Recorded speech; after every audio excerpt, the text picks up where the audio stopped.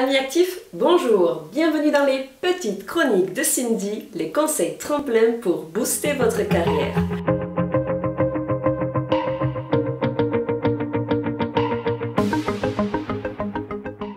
Me voici très heureuse de vous retrouver ce jour pour partager avec vous les 2 grands secrets des bons communicants.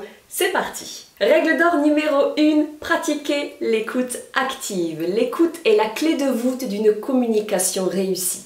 Si cela peut paraître simple ou évident de prime abord, il est pourtant difficile de savoir écouter en sachant faire preuve à la fois d'empathie et de réelle attention. Il ne suffit pas de rester passif en hochant la tête de temps en temps, mais de prendre véritablement part à la conversation. Écouter de façon active signifie être capable de rebondir sur l'ensemble des points abordés par son interlocuteur tout en coupant la chic au jugement de valeur. Carl Rogers, psychologue américain à l'origine du principe de l'écoute active, estime que c'est du côté du cœur et non de la raison qu'il faut porter son attention. Il convient ainsi de mettre en place une attitude mêlée d'authenticité et de compréhension sans chercher à interpréter ou à juger le propos verbalisé. Pour écouter correctement, il convient donc d'appliquer les principes suivants. Accepter l'autre comme il est en adoptant une attitude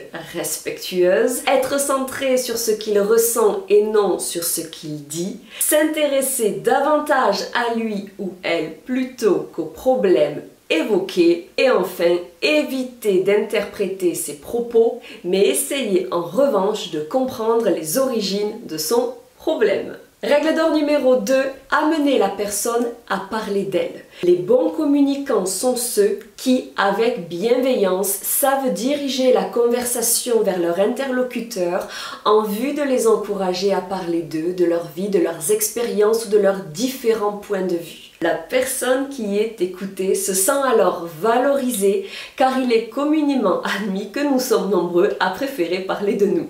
Attention, bien sûr, à ne pas paraître faussement intéressé et à rester sincère dans les échanges au risque de passer à juste titre pour une personne hypocrite. Enfin, après avoir amené la personne en face de vous à parler d'elle, il faut aussi savoir la mettre en valeur en lui demandant son avis sur un sujet donné. Cela montre une certaine considération et démontre que son avis compte pour vous. Vous voici désormais armés, chers amis actifs, pour évaluer vos prédispositions à l'écoute et retravailler sur votre positionnement le cas échéant. Rendez-vous la semaine prochaine pour une nouvelle chronique en lien avec le monde passionnant du travail pour partager avec vous 3 astuces capables de renforcer votre confiance en vous et à mieux vous affirmer. Belle journée à toutes et à tous et à très bientôt pour de nouvelles aventures pro.